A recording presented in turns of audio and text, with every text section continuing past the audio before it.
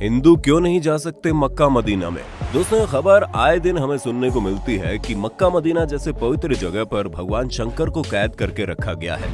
अब इस खबर को सुनकर लोगों के मन में सवाल उठता है, क्या वाकई में ऐसा है? और अगर ऐसा नहीं है तो फिर क्यों यहाँ पर मुसलमानों की लंबी चौड़ी भीड़ देखने को मिलती है? लेकिन क्या किसी हिंदू को मक्का मदीना के अंदर झांकने तक की इजाजत नहीं है? क्यों कोई हिंदू मक्का मदीना में प्रवेश नहीं कर सकता? दोस्तों, ये कुछ सवाल हैं जिन्होंने कभी न कभी आपके दिमाग के साथ भी खेला होगा, पर चिंता मत करो, आज हम आपको इन सभी सवालों के जवाब तो देंगे ही, उसके साथ साथ ये भी बताएंगे मक्का मदीना और भगवान शंकर के बीच का आखिर कनेक्शन क्या है और क्यों ये बात बार बार आती है। दोस्तों, सच सच बताना, अगर आप सोशल मीडिया चलाते हैं तो आपने भी इस खबर के बारे में सुना होगा कि मुसलमान जिस काबा को अपनी सबसे पवित्र जगह मानते हैं उसके अंदर शिवलिंग मौजूद है, और तो और मुसलमान जिस जगह पर शैतान को पत्थर मारते हैं वो जगह कुछ और नहीं बल्कि भगवान शिव है, जिन्हें सऊदी के लोगों ने कैद करके रखा है, वो भी कई सालों से। और उन्हें लगता है कि अगर कोई भी हिंदू वहां जाकर उन पर पानी डालेगा तो वो आजाद हो जाएंगे, और इसीलिए किसी भी हिंदू को मक्का मदीना के अंदर नहीं जाने दिया जाता। दोस्तों, दिमाग को हिला देने वाली बात है ये, लेकिन इस बात में कितनी सच्चाई है ये तो आपको हमारी वीडियो में पता चलेगा ही। उससे पहले हमारा ये जानना जरूरी है कि इस मक्का मदीना में भगवान शिव को कैद करके रखने की बात की जाती है तो आखिर वो क्यों है और क्यों हर मुस्लिम उसे जन्नत की तरह पूजता है। दोस्तों, मक्का मदीना सऊदी में मौजूद है और ये एक पूरी तरह से इस्लामिक देश है, जहां पहली बात तो किसी हिंदू को जल्दी से एंट्री नहीं मिलती, और अगर कोई हिंदू वहां चला भी जाए तो उसे सऊदी अरेबिया में दफनाने तक की जगह नहीं दी जाती। यहाँ पर पेट्रोलियम बहुत ही ज्यादा मात्रा में पाया जाता है, इसलिए ये दुनिया भर के विकसित देशों में से एक है। सऊदी अरब की राजधानी रियाद है और यहाँ की करेंसी रियाल है, लेकिन यहाँ की राजधानी से भी ज्यादा प्रसिद्ध यहाँ के दो शहर हैं, एक है मक्का और दूसरा है मदीना। ये दोनों ही शहर केवल सऊदी अरब में रहने वाले मुस्लिमों के लिए ही नहीं बल्कि दुनिया भर में रहने वाले मुसलमानों के लिए बहुत ज्यादा अहम है। इसकी सबसे बड़ी वजह है यहाँ पर हर साल लाखों की संख्या में मुस्लिम आते हैं। ये मुसलमानों के लिए तीर्थ स्थल की तरह है। जिस तरह हिंदुओं में ये मान्यताएं हैं कि 4 धाम की यात्रा कर लो तो इंसान के सारे पाप, सारे दुख दर्द मिट जाते हैं, ठीक उसी तरह इस्लाम धर्म में ऐसा माना जाता है कि मक्का मदीना जैसी पाक जगह के दर्शन करने के बाद इंसान खुदा के नेक बंदों में शामिल हो जाता है। यही वजह है कि हर मुसलमान ये चाहता है कि वो जिंदगी में कुछ करे या ना करे, लेकिन मरने से पहले एक बार हज की यात्रा जरूर करे। अब ये जगह कितनी खास है इसका अंदाजा इस बात से लगाया जा सकता है कि मुसलमान चाहे दुनिया के किसी भी कोने में क्यों ना नमाज पढ़े, हमेशा काबा की ओर मुंह करके ही पढ़ते हैं। जैसे कि भारत में रहने वाले मुस्लिम पश्चिम की ओर मुंह करके नमाज पढ़ते हैं, क्योंकि हमारे देश में मक्का पश्चिम दिशा में है, और यही वजह है कि मुस्लिम ये भी मानते हैं कि पश्चिम की ओर मुंह करके झूठ बोलना गुनाह है।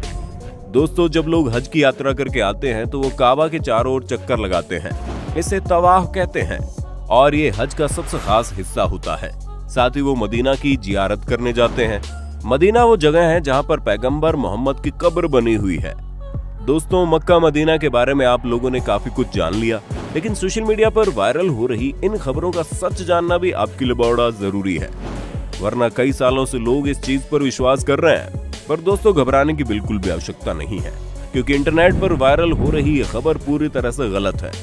वैसे भी अगर आप सच्चे हिंदू हैं और ये बात मानते हैं कि शिव जी की तीसरी आंख जब खुलती है तो प्रलय आ जाता है, तो भला आप इस बात पर किस तरह यकीन कर सकते हैं कि कोई शिव जी को कैद करके भी रखेगा?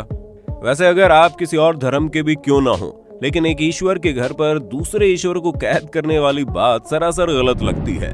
मुसलमान धर्म के लोग भले ही इस तरह की चीजों को करने की सोचें, लेकिन खुद अल्लाह उन्हें इस चीज करने की मंजूरी नहीं देता, क्योंकि ईश्वर को हम इंसानों ने बांटा है, भगवान के लिए तो सब बराबर है।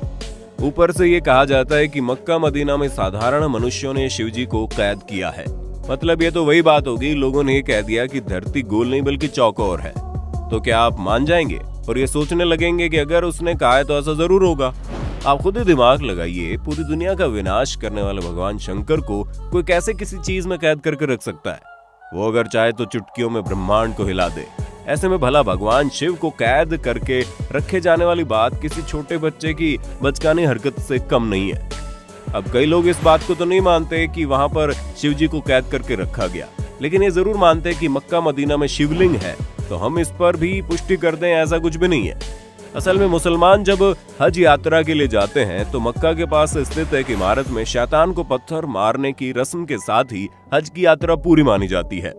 हालांकि शैतान को पत्थर मारने की रस्म पूरे 3 दिन की होती है, लेकिन ईद उल आधा यानी कि बकरीद के पर्व पर इस रस्म की शुरुआत होने के कारण सभी हज यात्री इस मौके पर शैतान को पत्थर मारने की रस्म पूरी करने की हसरत रखते हैं।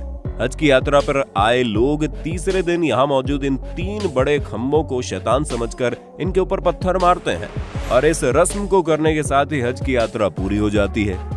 अब कई सारे हिंदुओं का ये कहना है कि यही खंभे शिवलिंग है, इनके बीच शिवलिंग स्थापित की गई है। तो दोस्तों ऐसा बिल्कुल भी नहीं है, बल्कि इसका सच कुछ और ही है। जब अल्लाह ने हजरत इब्राहिम से कुर्बानी में उनकी पसंदीदा चीज मांगी, तो अब हजरत मोहम्मद के लिए इनकी इकलौती औलाद से ज्यादा पसंदीदा और क्या चीज हो सकती थी, क्योंकि इनकी औलाद काफी बुढ़ापे में पैदा हुई थी और हजरत इब्राहिम उससे प्यार भी बहुत करते थे, लेकिन वो खुदा के हुक्म को नहीं टाल सकते थे।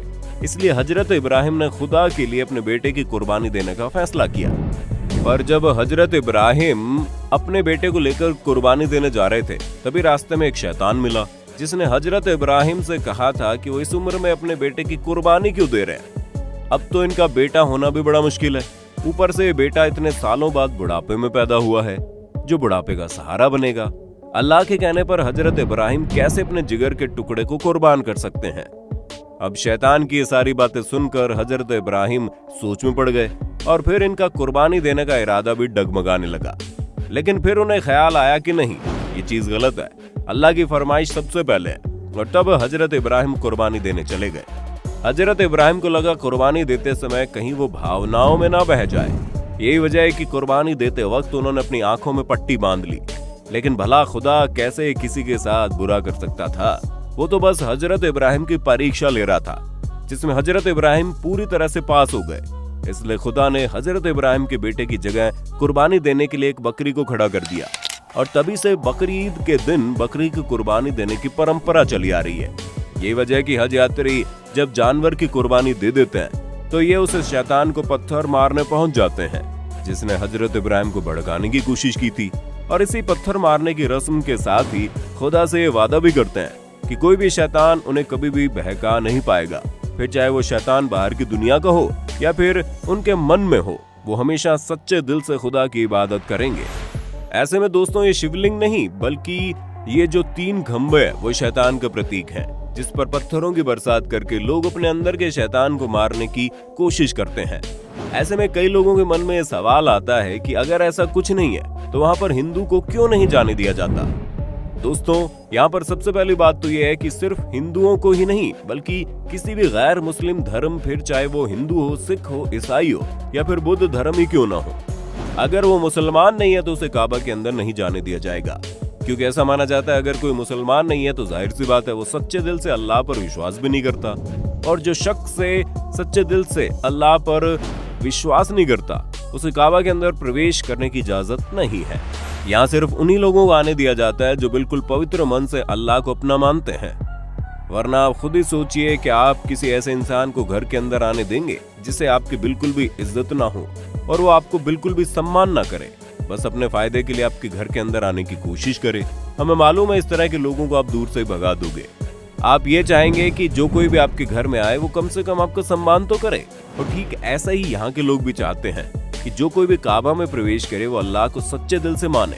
उसके लिए सबसे पहले अल्लाह होना चाहिए, बाकी सारी चीजें बाद में। तो दोस्तों आपको मक्का मदीना से जुड़ी हर एक बात अच्छे से पता चल गई होगी। अब आपका इसके बारे में क्या कहना है कमेंट करके बताइए, और इसी तरह की इंटरेस्टिंग वीडियोस को देखते रहने के लिए चैनल को लाइक, शेयर, सब्सक्राइब करना बिल्कुल ना भूलें। धन्यवाद। दोस्तों आपकी स्क्रीन पे 2 और वीडियोस दिख रही हैं, जिसे देखने के लिए आप इस स्क्रीन पर क्लिक करें। दोनों देखिएगा, बहुत अच्छी वीडियो बनी है।